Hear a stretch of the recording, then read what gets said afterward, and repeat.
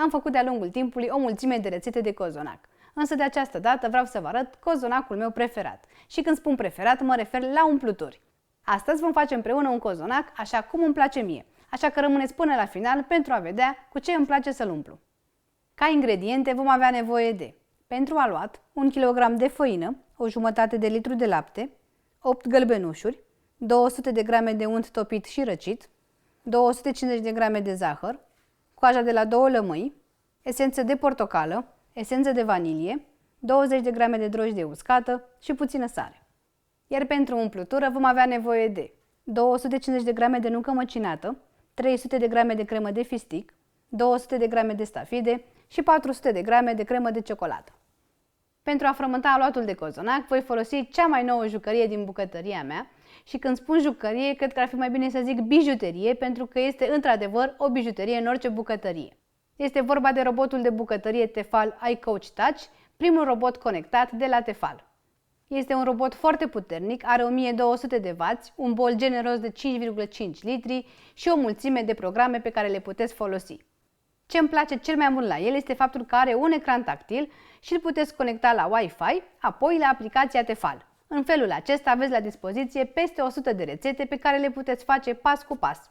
Ce înseamnă asta? Înseamnă că în meniu avem mai multe rețete și o putem lua de exemplu pe cea de cozonac. Eu mi-am făcut propria rețetă de cozonac pentru că am una foarte veche pe care o fac mereu, însă voi o puteți alege pe cea din meniu. Iar aici găsim toate instrucțiunile, de la număr de persoane până la timpii de preparare, ingredientele cu gramaj, accesoriile pe care trebuie să le folosim și modul de preparare pas cu pas, astfel încât să știm ce trebuie să punem, când și în ce fel. În felul acesta va fi mult mai greu să dăm greș. În meniul acestuia găsiți o mulțime de rețete pe care le puteți încerca și chiar puteți căuta rețete în funcție de ingredientele pe care le aveți la dispoziție. Eu m-am gândit să-l pun la treabă cu una dintre cele mai complicate rețete de aluat și anume cozonacul. Așa că haideți să vedem cum se va descurca. Eu i-am conectat cârligul pentru aluaturi, însă în pachetul robotului găsiți și telul și spatula pentru compoziții mai lichide sau pentru creme. Pentru aluat voi începe cu drojdia, pe care o voi pune în laptele călduț. Laptele trebuie să fie suficient de călduț cât să nu ne ardă la deget. Dacă nu doriți să folosiți drojdie uscată, puteți să folosiți și drojdie proaspătă, un cubuleț de 50 de grame. Voi adăuga și 2 lingurițe cu zahăr și amestec bine cât să dizolv drojdia în lapte.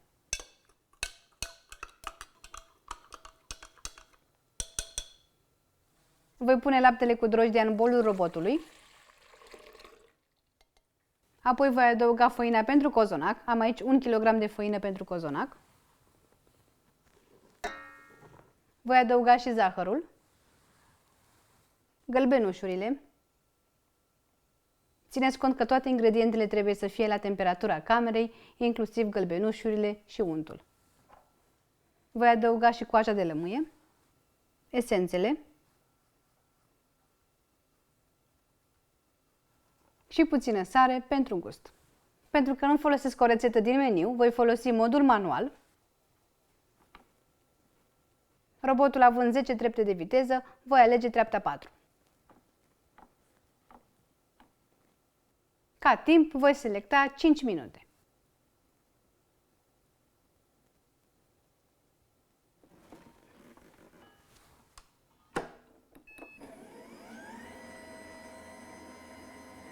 Voi lăsa robotul să frământe pentru 5 minute. După cum puteți observa, este și silențios, așa că nu deranjează.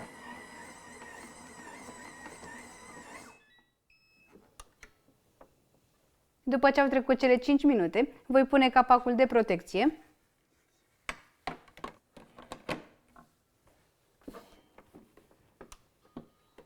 Voi selecta treapta 1 pentru încă 5 minute.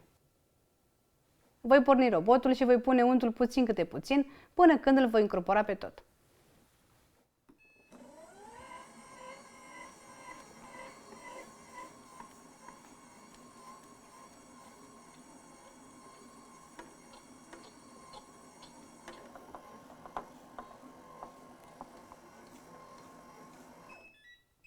După ce am încorporat tot untul, voi seta robotul la treapta 4 și voi frământa pentru încă 5 minute. În total vom avea un sfert de oră de frământare.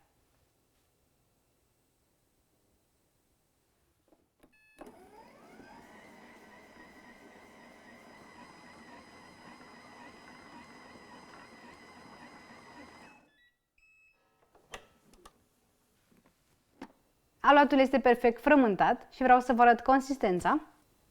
Acesta trebuie să fie moale, foarte puțin lipicios și foarte suplu.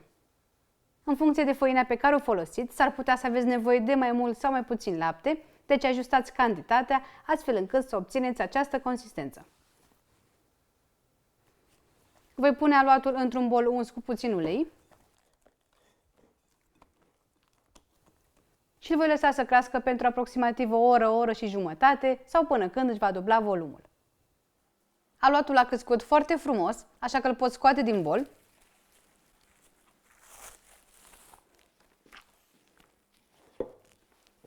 Îl pun pe blatul de lucru și îl voi împărți în 4 bucăți. Pentru a-l tăia, voi folosi racleta care vine în pachet cu robotul.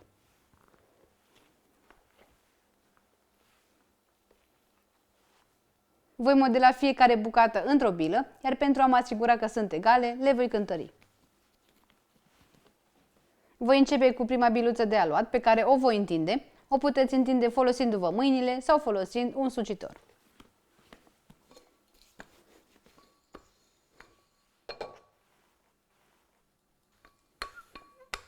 După ce am întins bine aluatul, însă nu prea subțire, voi începe să pun din crema de ciocolată.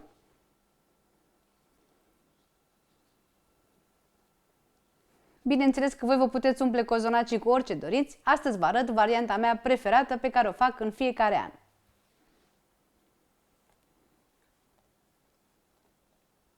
Peste crema de ciocolată îmi place să pun un strat de nucă măcinată, însă nu amestec cu crema, ci o pun peste.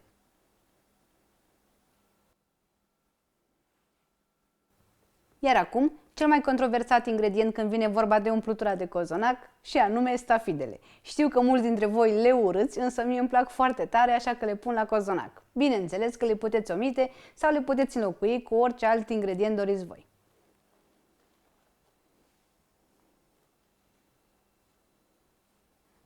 Voi strânge foarte bine aluatul.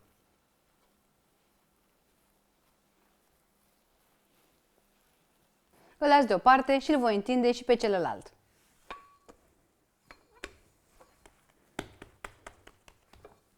În cealaltă jumătate de aluat voi pune cremă de fistic.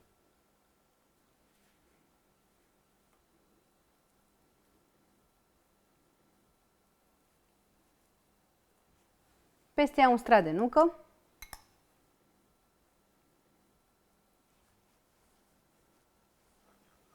Și stafide.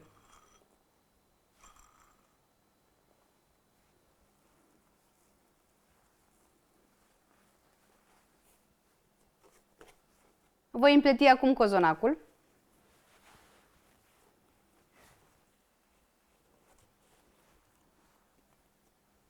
Și îl voi pune într-o tavă.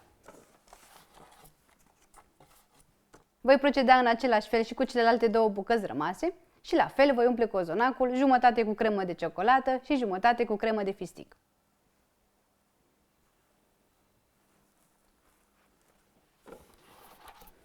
Voi lăsa acum aluatul din nou să crească pentru aproximativ 40 de minute sau până când cozonacii își vor dubla volumul. Cozonacii au crescut foarte frumos, urmează acum să-i ung cu puțin ou și îi voi presăra cu migdale mărunțite. Bineînțeles că voi puteți decora și cu altceva, susan, mac sau chiar alune.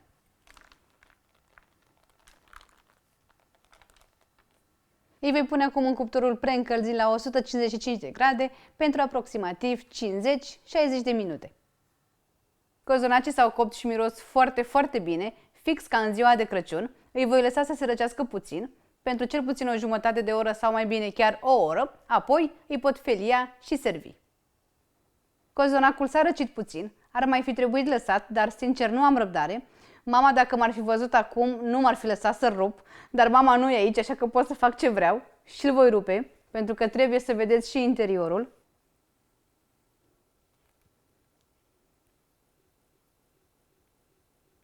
Ca să vedeți cum arată un cozonac perfect. Uitați cât de frumos se rupe în fâșii. Este plin, plin, plin de umplutură. Chiar și la capăt are foarte multă umplutură, lucru foarte important, pentru că niciodată nu mi-au plăcut capetele de la cozonac, pentru că erau goale, fără umplutură. Aici nu este cazul, pentru că avem două tipuri de umplutură din belșug și uitați cât de frumos se desface în fâșii. Știu că pare că mi-am bătut joc de o bunătate de cozonac, însă trebuia neapărat să-l rup pentru a vedea și voi cât este de pufos, câtă umplutură are și cât de bine poate să arate. Ați văzut cât de ușor l-am frământat, într-adevăr m-a ajutat și robotul de la Tefal, iar rezultatul este unul minunat. Ca umplături, bineînțeles că puteți alege orice doriți. Poate să fie nucă, ciocolată, rahat sau fructe uscate. Imaginația voastră este limita. Acest aluat este perfect și pentru alte produse de patiserie, așa că îl puteți folosi cu încredere. Sper din suflet să încercați rețeta și să vă fie de folos. Sărbători fericite!